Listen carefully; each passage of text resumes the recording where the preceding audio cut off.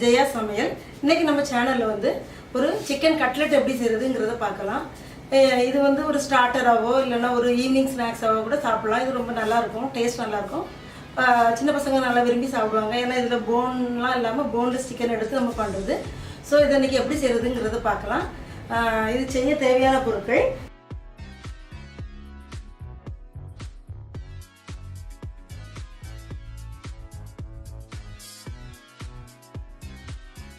நான் வந்து 1/2 kg chicken எடுத்து அதில் உள்ள போனெல்லாம் நல்லா வாஷ் பண்ணி நல்லா குக்கரில் லேசாக உப்பு போட்டு மஞ்சள் போட்டு ஒரு விசில் வச்சு, அதை தண்ணியெலாம் ஊற்றக்கூடாது, ஒரு விசில் மட்டும் போட்டு அந்த விசில் அடங்கின பிறகு அதை எடுத்து கொஞ்சம் ஆற வச்சு மிக்சியில் ஒரு சுற்றி வச்சுருக்கேன். இது ஒரு முட்டை எடுத்துருக்கேன், பிரெட் க்ரம்ஸ் வச்சுருக்கேன், கொத்தமல்லி இலை, பெப்பர் பவுடர், க்ரீன் சில்லி, சோம்பு, உப்பு, உருளைக்கிழங்கு ஒரு 2 உருளைக்கிழங்கு எடுத்து பாயில் பண்ணி மேஷ் பண்ணி வச்சுருக்கேன், 2 ஆனியன் எடுத்து கட் பண்ணி வச்சுருக்கேன், chilli powder, ginger garlic paste, garam masala, பொரிப்பதற்கு தேவையான எண்ணெய்.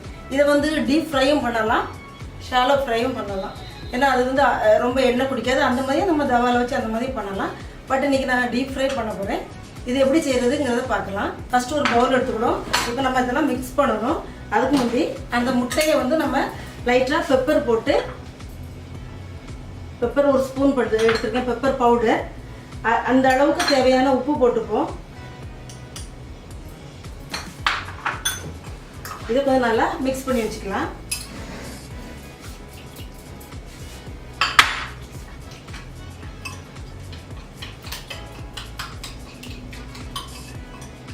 ஏன்னா நம்ம அந்த கட்லெட்டை உருட்டிட்டு இந்த முட்டையில் நம்ம அதை டிப் பண்ணி அப்புறம் பிரெட் க்ரம்ஸில் அதை திருப்பி நல்லா புரட்டி தான் எண்ணெயில் பொரிக்க போகிறோம். அப்போ தான் பிஞ்சு பிஞ்சு வராமல் இருக்கும். இது உங்களுக்கு முட்டை வேண்டாம்னு சொன்னால் கார்ன்ஃப்ளோர் கூட நீங்கள் எடுத்துக்கலாம். கார்ன்ஃப்ளோரை அதை மாதிரி தண்ணியில் கரைச்சி வச்சு இந்த மாதிரி நீங்கள் டிப் பண்ணி பண்ணலாம். முட்டையை அடித்து வச்சாச்சு. இப்போ வந்து அந்த சிக்கனை பாயில் பண்ணி வச்சுருக்கேன், பாயில் பண்ணி மிக்சியில் ஜாரில் போட்டு ஒரு சுற்றி வச்சுருக்கேன். அதை தட்டிக்கலாம்.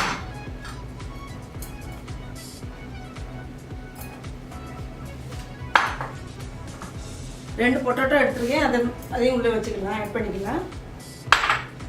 2 வெங்காயம் கட் பண்ணி வச்சுருக்கேன்.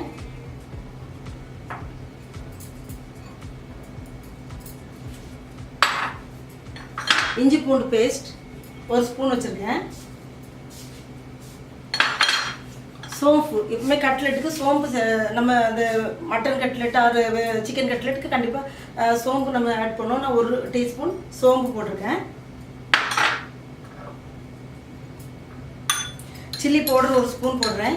உங்களுக்கு வந்து க்ரீன் சில்லியும் நான் ஆட் பண்ணுறேன். உங்களுக்கு வந்து பசங்க சாப்பிடும்போது க்ரீன் சில்லி வாயில் கடிப்படும்னா நீங்கள் வந்து காரத்துக்கு சில்லி பவுடரே போட்டுக்கலாம். பட் க்ரீன் சில்லி தான் நல்லது, பவுடரை விட க்ரீன் சில்லி ரொம்ப நல்லது. நான் 1 ஸ்பூன் போட்டிருக்கேன். அப்படி க்ரீன் சில்லி உங்களுக்கு கடிப்படுறது இருந்தால் இஞ்சி பூண்டு பேஸ்ட் போடும்போது அதை மிக்ஸ் பண்ணும்போது இந்த க்ரீன் சில்லியும் போட்டு நீங்கள் நல்லா மேஷ் பண்ணி கூட உள்ளே போட்டுடலாம். கொத்தமல்லி எல்லாம் நிறைய வச்சுருக்கேன், அதையும் ஆட் பண்ணிக்கிறேன்.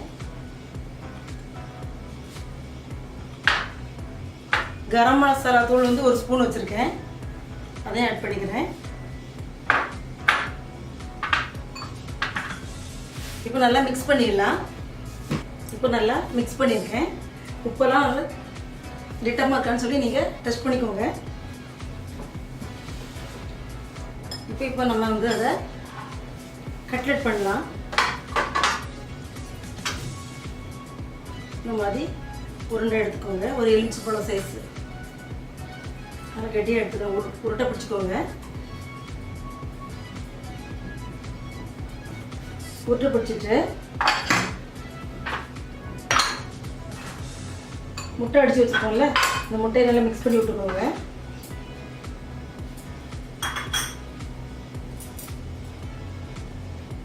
ரொம்ப தட்டையாக பண்ண வேண்டாம். ஓரளவு நம்ம வந்து உருளைக்கிழங்கும் பாயில் பண்ணதான், சிக்கனும் நம்ம வந்து குக் பண்ணதான்.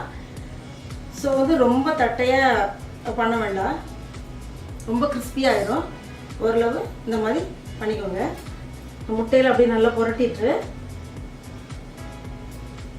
இந்த பிரெட் க்ரம்ஸில் அப்படியே நல்லா அப்படியே நல்லா ஃபுல்லாக மிக்ஸ் பண்ணிக்கோங்க. எல்லா சைடும். ஃபஸ்ட்டு அந்த மாதிரி நம்ம எல்லாம் எடுத்து வச்சுப்போம்.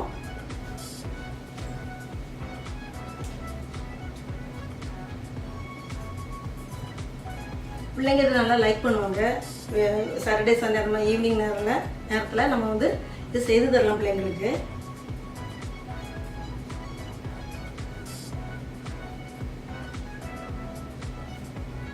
இந்த எட்ஜஸ் எல்லாம் இந்த மாதிரி நல்லா இப்படி பண்ணி வச்சுக்கோங்க. அப்போ அந்த எட்ஜஸ்லாம் பிய்யாமல் இருக்கும்.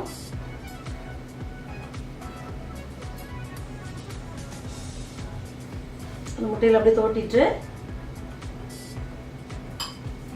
பிரெட் க்ரம்ஸில் நல்லா இந்த மாதிரி நல்லா எல்லா சைடும் புரட்டி வச்சுக்கோங்க. நான் போன வீடியோலேயே சொன்னேன், பிரெட் க்ரம்ஸ்லாம் நீங்கள் வீட்டிலேயே மேக் பண்ணி வச்சுக்கலான்ட்டு. இந்த மாதிரி ஸ்நாக்ஸ்லாம் செய்கிறதுக்கு ரொம்ப தேவைப்படாது. பாருங்க, இந்த மாதிரி நான் அந்த முட்டையில் நல்லா டிப் பண்ணி பிரெட் க்ரம்ஸ் அந்த அவுட்டர் லேயரில் நல்லா படுற மாதிரி, அது பைண்டிங்காக தான் அந்த முட்டை வச்சுருக்கோம். அந்த மாதிரி அவுட்டர் லேயரில் ஃபுல்லாக அந்த பிரெட் க்ரம்ஸ் பட்டு, ஏன்னா டீப் ஃப்ரை பண்ணும்போது நமக்கு பிரிஞ்சு வராது. ஸோ இந்த மாதிரி எடுத்து வச்சுருக்கேன். இப்போ ஸ்டவ்வை ஆன் பண்ணிக்கலாம். அது ஹீட் ஆன பிறகு மீடியம் ஃப்ளேமில் வச்சு நம்ம வறுக்கணும். எண்ணெய் ஹீட் ஆகட்டும்.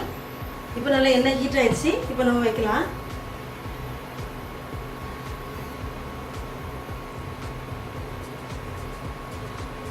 மெதுவாக வைங்க, உடஞ்சி போயிடக்கூடாது.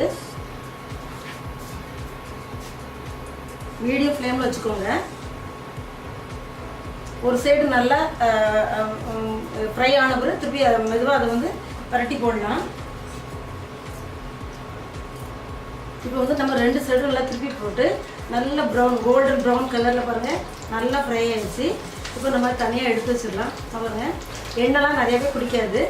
ஏன்னா வந்து நம்ம எதுவுமே தண்ணி சேர்க்கலை. அந்த பாயில் பண்ண சிக்கன், பொட்டேட்டோ, ஆனியன், அதனால் தண்ணி எதுவுமே நம்ம சேர்க்க தேவையில்லை. அதே போதும் நம்ம அது கிளறி வைக்கிறதுக்கு.